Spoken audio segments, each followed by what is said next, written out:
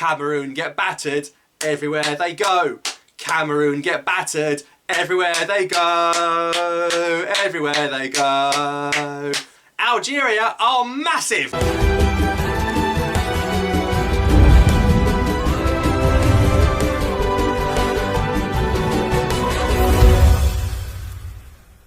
Now when I say massive, I mean like literally massive. Like, you know when you look at, if you've got a telescope, right, and you looked at the solar system, you'd see like Earth, Mars, Jupiter, and then you just have Algeria because we're massive. Like, honestly, if you go to a coffee shop, you can ask for like a small, medium, grande. But if you want an Algeria, it's massive. I can't stress enough how massive we are and how massive that victory was, because it's finished Cameroon 0, Algeria 1. I was not expecting this. That unbelievable performance. That has to be one of the biggest and bestest Algeria performances in a long, long time. Away performances. To go to Cameroon, they've never lost at home since 1998. Well, it's the first time in my lifetime they've lost a game at home, pretty much. Well, second time. I was one. Anyway, that's just unbelievable. I was not expecting to win this game. Brilliant performance. Well, I'm not going to criticise anyone. I can't criticise anyone. Let's get straight into it. Before I go through the starting lineup, I just want to say one thing, because I haven't mentioned that Algeria are massive, like massive. Okay, so the starting lineup ended up being, for the first time in Belmadi's Algeria management career, a 5 at the back. And this was a very wise thing to do. It's something I want to see in AFCON against Ivory Coast, which we never saw. So 5 at the back. Rice and Bolhi in goal. We knew Remy Ben Sebaini was going to be left back, ended up being a left wing back. We knew Hossein Beniardo was going to be right back, ended up a right wing back. And instead of playing the Goudiora or the Bundubka in front of the defence, he opted to put the third central defender. So we had Mandy, Ben Lamry and Bedarain in that back line. So effectively, Mbolhi, Ben Lamry, Beniardo and Bedarain, that sort of core, were all part of that Arab Cup defence that did so well. So what I think Belmadi did is he tried to replicate that core from the Arab Cup in the defence, and ultimately it kept a clean sheet, so it worked. And he'd rather have that 5th central defender to sort of deal with the threats of Abubakar, Toko, Kambe and Choupo-Moting, rather than have an extra body in midfield. And it worked to the point where Cameroon had to actually take off Abubakar at half-time. I cannot believe Abubakar came off at half-time. That's the top scorer at the whole AFCON.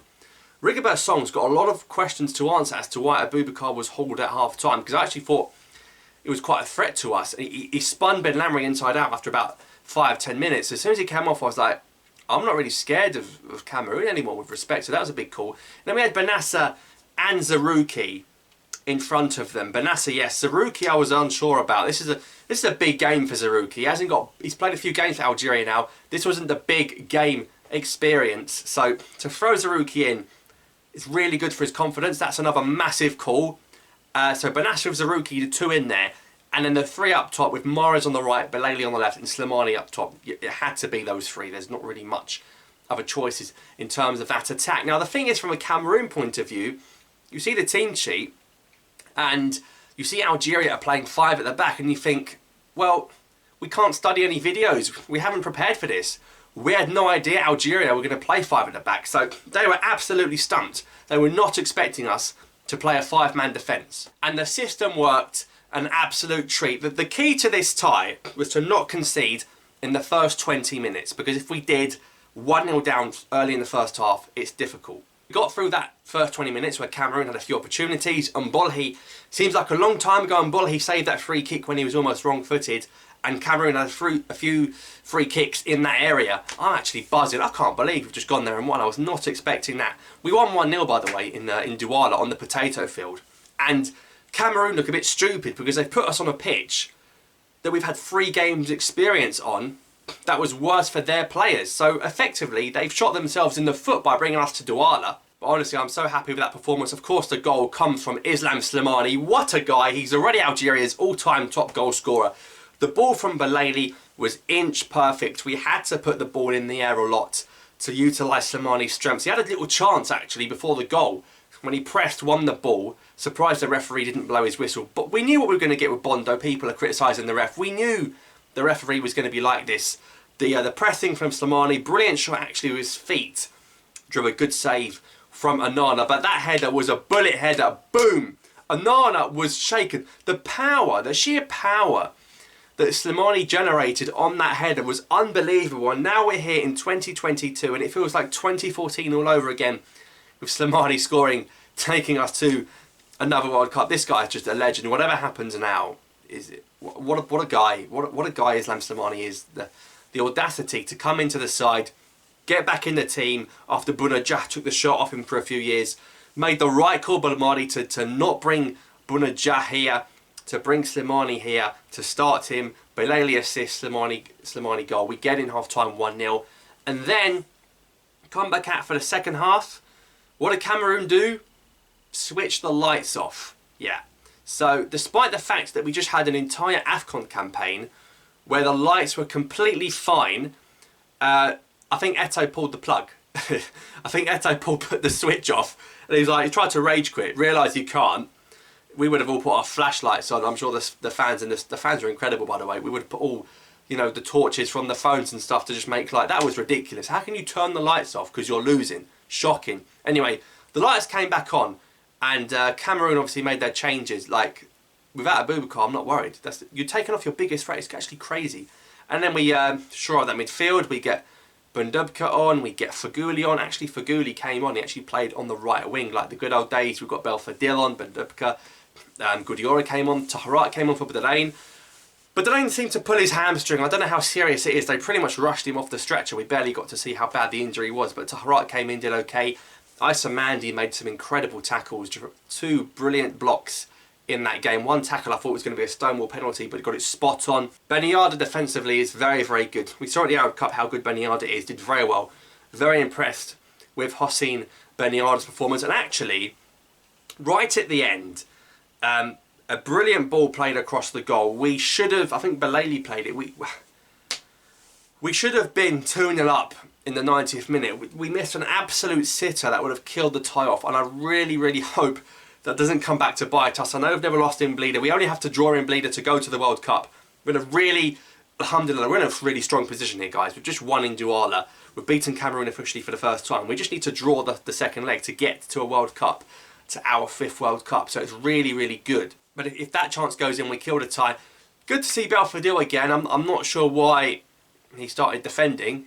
There was a brilliant ball over the top that he decided to get in the way of. But anyway, we had 11 minutes of additional time. It felt like the Arab Cup all over again, but from start to finish, we were good. The only negatives, and yes, this is a very positive video, but the negatives are the injury to Badalain and the yellow cards. I think Ben Sebaini got one, Benassa got one, Slimani got one.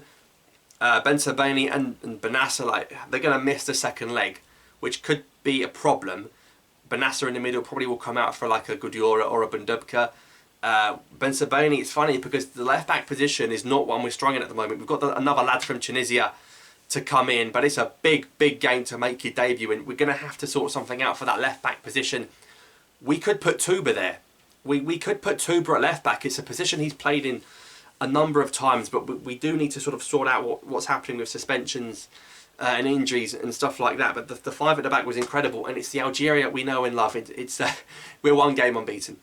It's just an incredible result to go there, keep a clean sheet, to put the memories of Douala behind us, and to go there and make nice, happy memories.